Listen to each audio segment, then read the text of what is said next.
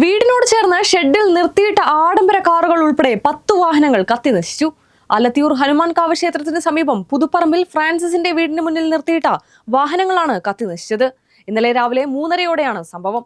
തിരൂരിൽ നിന്നും എത്തിയ ഫയർഫോഴ്സ് സംഘം നാട്ടുകാരുടെ സഹകരണത്തോടെയാണ് തീ പൂർണ്ണമായും അണച്ചത്. ലക്ഷങ്ങളുടെ നാശനഷ്ടമാണ് സംഭവിച്ചത്.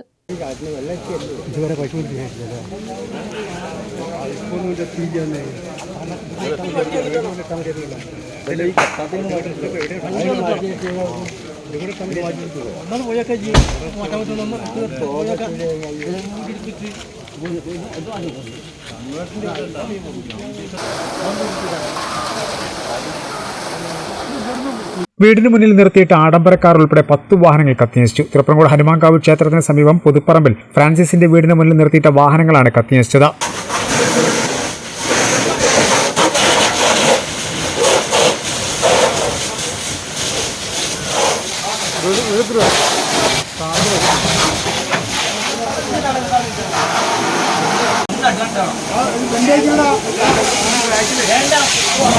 കഴിഞ്ഞ ദിവസം പകൽ 3:30യോടെയാണ് സംഭവം. ഒരു BMW car, Tata കർവി, Ignis, cute എന്നീ കാറുകളും താർ ജീപ്പും ഒരു ഹാർലി ഡേവിഡ്സൺ ബൈക്കും 2 ബുള്ളറ്റും 2 ഇലക്ട്രിക് സ്കൂട്ടറുകളുമാണ് കത്തിയത്.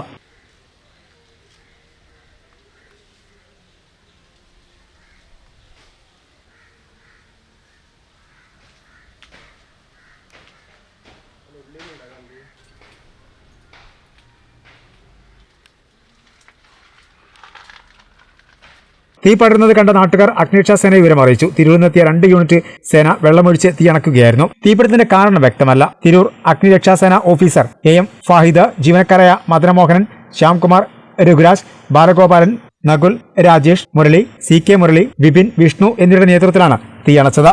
ലക്ഷങ്ങളുടെ നഷ്ടമാണ് സംഭവിച്ചത്.